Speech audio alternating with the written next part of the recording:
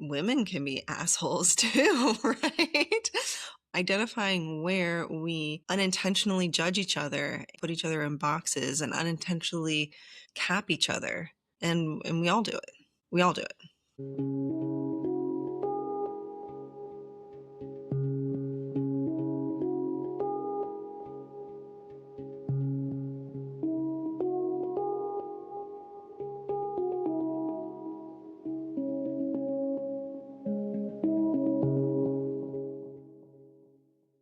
Hey, welcome back to the We Heal for All podcast. I'm Liz Moyer Benford. So glad that you're here and happy to see you. I can't really see you, but hopefully you can see and hear me.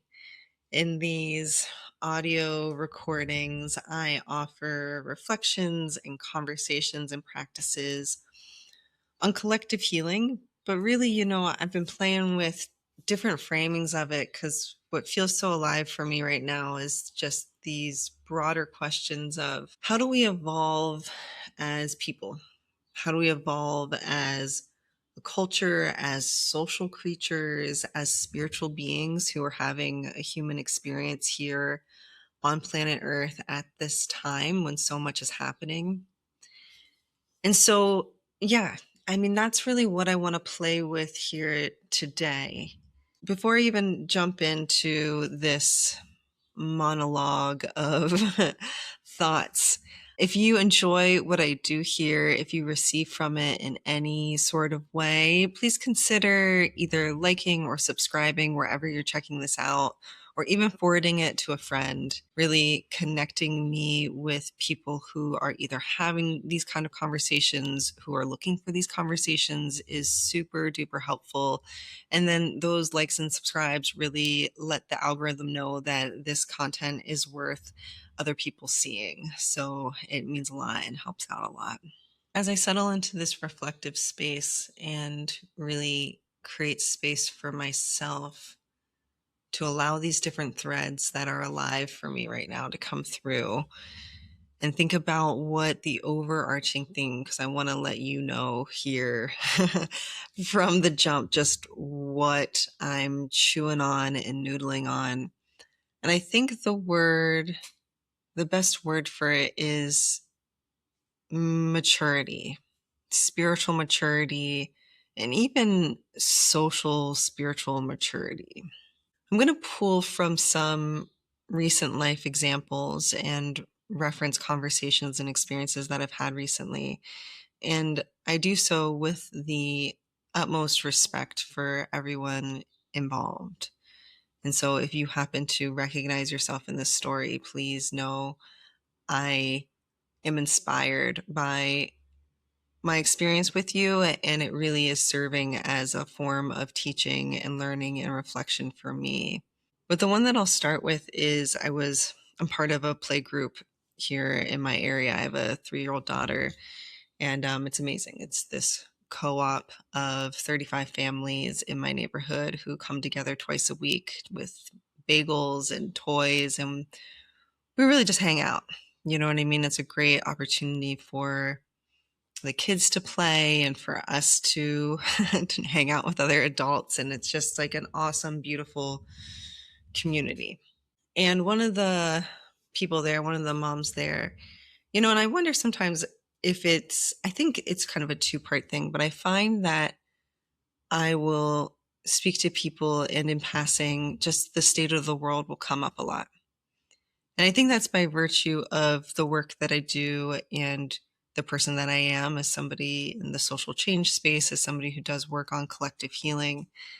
But then I also think it is just in the waters that we're swimming in right now, right? Even for those of us who have turned off the news and have been really intentional about not being, suffocated and knee deep in all that's going on, it's still just it's percolating right around in the conversations and in the relationships around us. And so we had a heat wave here the last couple of days. I'm recording this in late May.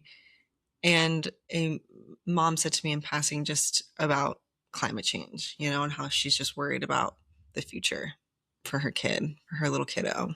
My hand was on my heart, just in resonance and just really feeling for her. And she followed up with just being like, yeah, now all we need is a matriarchy. Right? She was like, we just need a matriarchy, and, that's what I'm hoping for, kind of a thing. And I felt it, it landed in my heart. You know what I mean? I felt what she was feeling. I felt the desire for a solution. I felt the desire for a new type of system. I felt the desire for values that are missing and lacking within our current society, whether it's the values of care, the values of relationality, the values of even just greater representation. Although, of course, we've made great strides in that. But it caught something in my throat because I wanted to respond, but I was like, okay. Because what it reminded me of and what it made me think of is how, would a matriarchy actually be better? Question mark. In my humble view, or at least in the vision that I hold within myself and in the world, I don't think that the solution to the problems we have now is the exact opposite, right?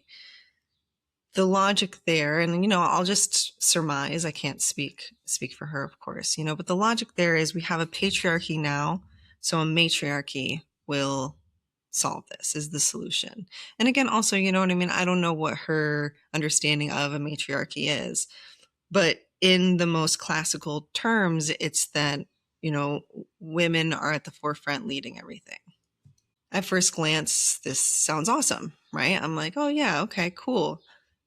But I mean, I only have to scratch the surface and, to be reminded that women can be assholes too, right? Or even this understanding that really the next evolution of things, or moving forward, the real opportunity here is to move towards something that's more integrated, that takes the best from our current system, right? Which is not all bad, which is actually even its own evolved position, or at least for me.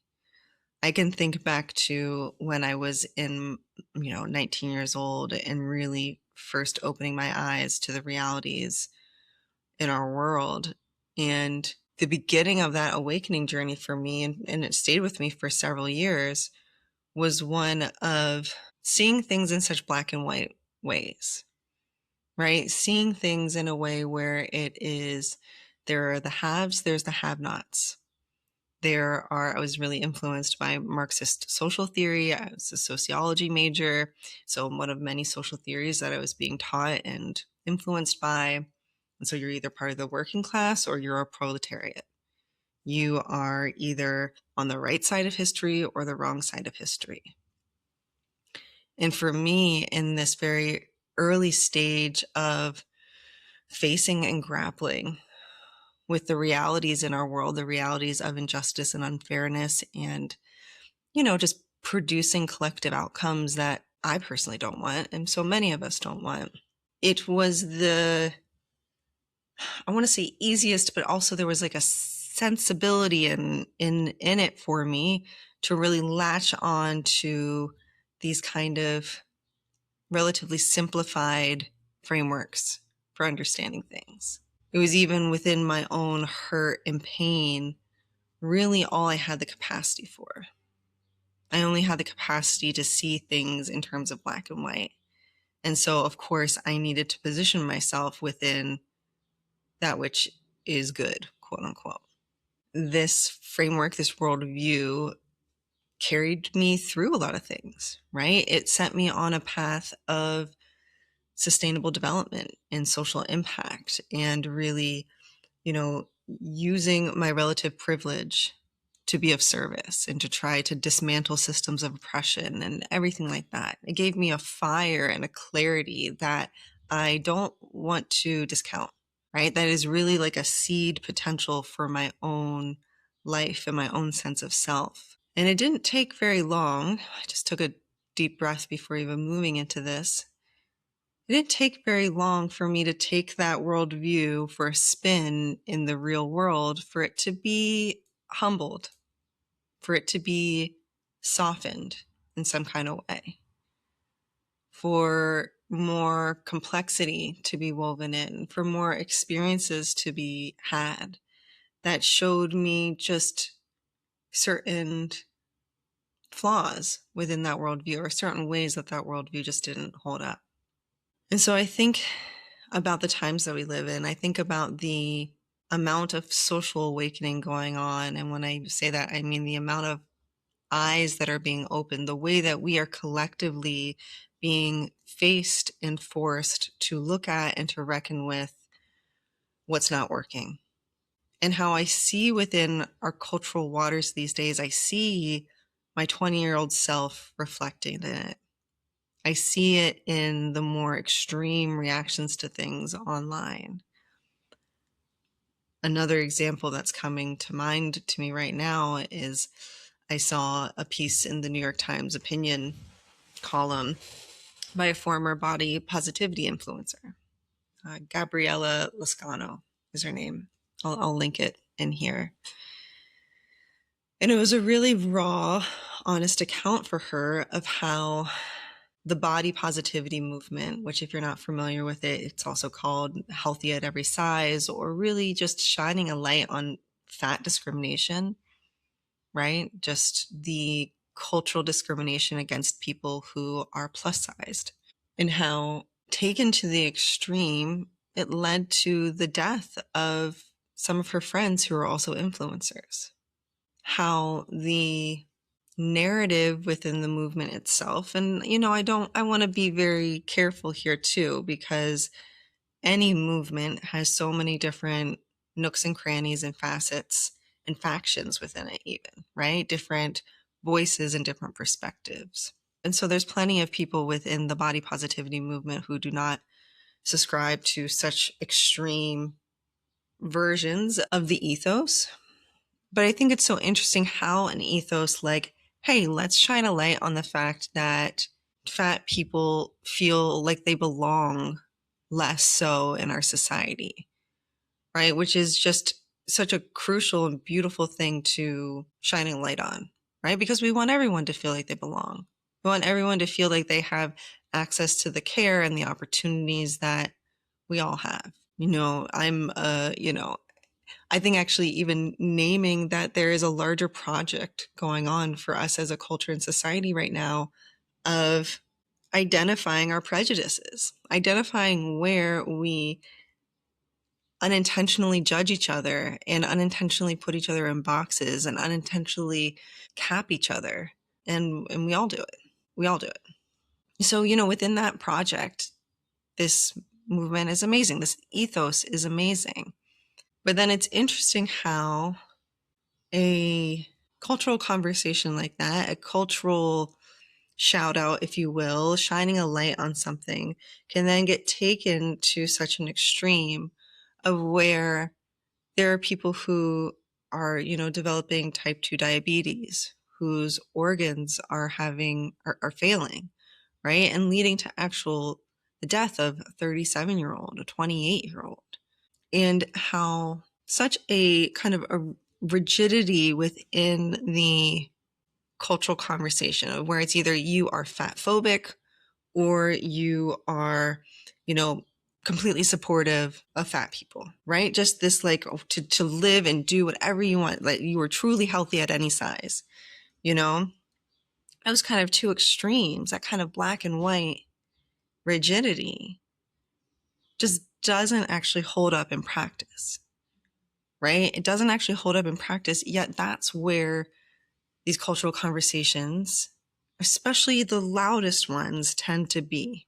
Now, my mind goes to just thinking about advocacy work more generally. If you've ever been involved in any kind of advocacy work for a nonprofit, for political campaign, anything like that, the things that get the most attention are the ones that are the loudest. They're the simplest, right? You want it to be simple to understand, and you want it to get somebody to move or take action in some kind of way. And so that formula right there very much breeds oversimplified, extreme takes on what could be very mature, nuanced, and needed cultural conversations, right? Whether this is about, fat discrimination or body positivity, right? Let's even, those two things could even be different categories, because there are plenty of people who feel like they don't belong because of their skinniness, because, just the way that they're built, their body doesn't hold weight in a certain way. Or if we're circling back to the matriarchy comment, it makes sense to me to gravitate towards this other extreme. There's something simple about that. There's something that you can grab onto and then you can advocate for, or even hold that vision in your mind. But something that takes a little bit more skill. Is skill the right word that I want to use there? I think so. But I think it's like not the type of skill that it's like, oh, here, I'm going to teach you this skill, although I'm sure there's things that can be taught. It's more the type of almost capacity that just comes with sitting with something, that comes with chewing on something, that comes with living an idea, right? That's how things mature, through experience, through being tested, through when the rubber hits the road and seeing like, okay, what holds up here? What doesn't? What have I been blind to that now I'm realizing more? And so here we are at this day and age where veils are lifted, right? We are so much more aware of what doesn't work. We're also so much more aware of how other people live throughout the world. And there can be this tendency to romanticize things that we see in deficit in our society, right? I see it with collectivist societies as well, meaning I see people really critiquing America and critiquing the individualism or the individualistic cultural default that is within America's society, right? It's the, pull yourself up by the bootstraps kind of a thing. It's thinking in terms of like individual terms.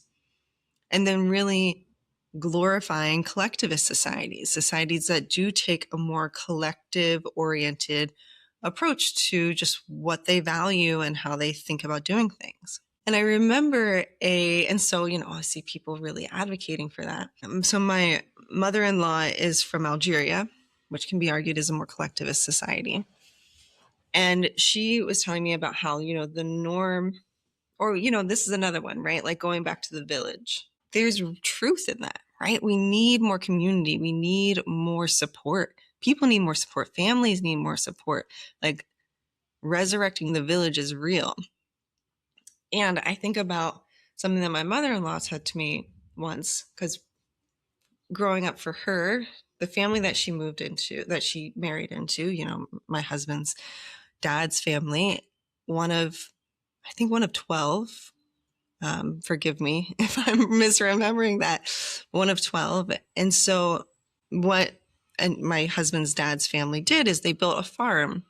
And so it's a farmhouse, right? And it's expected that all of the wives then move into that house, right? Everybody all lives together in that family house. And there's the village, right? There's, again, a lot of really beautiful, beneficial things to that. For my mother-in-law, who has had dreams of coming to America, dreams of pursuing her own, forget even career, but just her own desires and ideas and just freedom, right? Really valuing freedom. For her, she was like, please, I did not want that. She was like, giving me like all the drama that you would get sucked into just living in a house like that, da, da, da, da, da. And so there we go, another great example of how something like the idea of something can sound so beautiful when it's lacking within our own cultural settings, within our own lives, right? It can get romanticized. I mean, hey, anyone here actually live in community housing, right? Like we know it requires a lot of work. Actually doing it intentionally, doing it well, doing it where it functions well, it takes a lot of work, a lot of meetings, a lot of community agreements, all this other stuff. So it's totally possible and is really awesome. But I think that's then bringing it down to earth. That's bringing in the nuances. That's bringing in what the day-to-day life of actually putting something like this into practice actually requires, which helps the idea mature. It helps the idea actually sprout legs and show itself to be what it is. And at the end of the day, none of anything out there is a silver bullet solution. Nothing out there, whether we are talking about indigenous wisdom and cultures, which again, it can get romanticized, because indigenous people and indigenous cultures, indigenous languages have been so pushed outside of the margins of our society. And so there's a beautiful function in bringing it back to the center, and even a beautiful intention in romanticizing it. But in my humble view, the next step actually in this is to humanize it, is to allow indigenous people, allow indigenous traditions to also be flawed, right? To also be normal, right? And to be normal is to be flawed. To be normal is to have shadow sides and to have golden sides. And so this is the opportunity that I feel in this day and age. Otto Scharmer is the co-founder of the Presencing Institute and just such an amazing leader in the space of awareness-based systems change. So really the role that consciousness plays in social change. He had this great line of where he said, the real opportunity these days is to take the best from all the timelines in front of us, taking what is the most interesting or the most of service or even the most innovative from all the different cultural threads that we have access to these days, all of the historical threads that we have access to these days. There's so much that we can pull from and receive from, and then integrate them together, really weave them together into something new that still honors and stands on the shoulders of that which came before us and holds this type of maturity that doesn't fall into the black and white thinking of black and white thinking. I'm drawing a blank on how to expand on that right now. So this is what's alive for me right now. This is what's alive for me. And I even saw it recently in a podcast that I was interviewed for on narcissism. And again, if, the host from this is listening, this is I so appreciate this opportunity to see this just for my own self, in my own journey, if you will. But there was a lot of language being used by that host around there are narcissists and there are empaths. There are the bad guys and there are the good guys. And as the good guys, we've got to, keep our eyes out for those bad guys and do everything we can to protect ourselves. This perspective makes sense within a healing journey.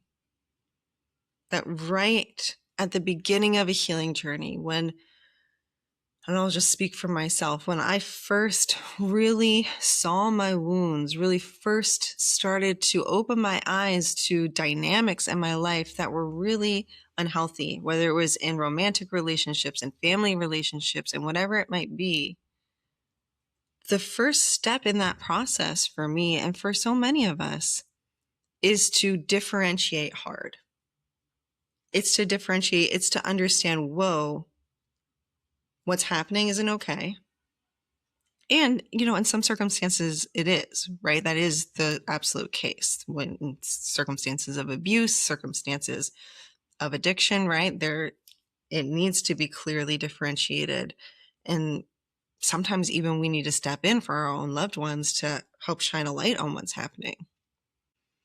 But I know for me in my own healing journey, the more I dug into the dynamics in my life, the more I saw patterns continue to repeat themselves, it became clear to me that it's two sides of the same coin.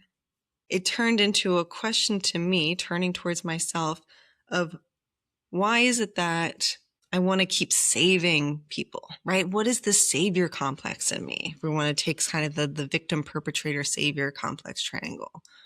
Or what parts of me are looking for that kind of validation, looking for something in someone else that is creating this dynamic? Or what kind of fears do I have? A fear of, not being loved, a fear so that I'm not being fully myself. I'm not actually living my truth, right? And so the more I dug, the less it was about them being bad and me being good, and more about, okay, cool, what within me still needs to be healed, still needs to be worked on in order to shift dynamics, right? In order to be the healthier and healthiest version of myself.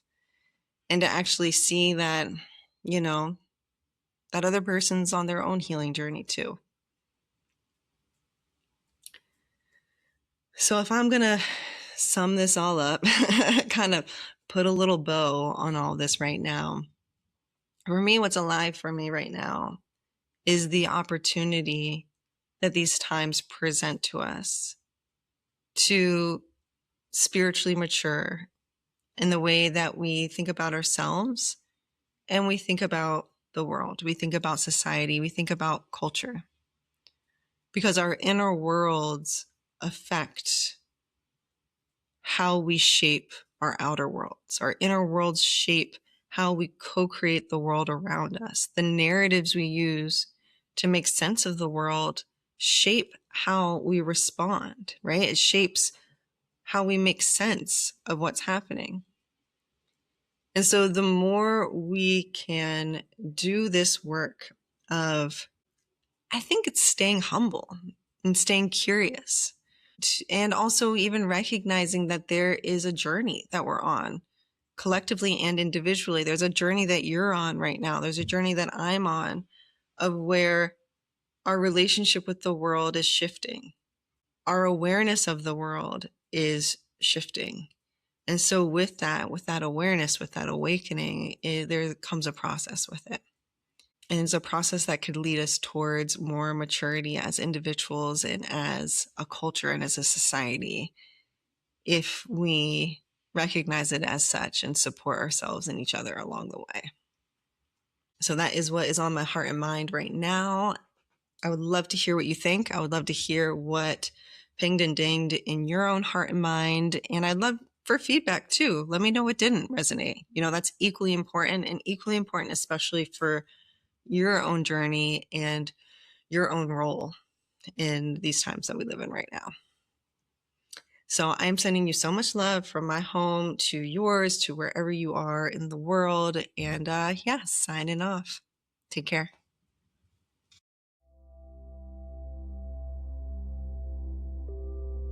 Thank you to you and your heart and for being here. If you enjoyed this episode and received from it, send it to a friend and use it as a way to build community and connection that this world deeply needs right now. Subscribe to tune in each week for more tools, conversations, and support on collective healing. And check out my latest book, When the World Hurts, upcoming circles, and online courses to go deeper. Sending you love from the Bronx. Take care.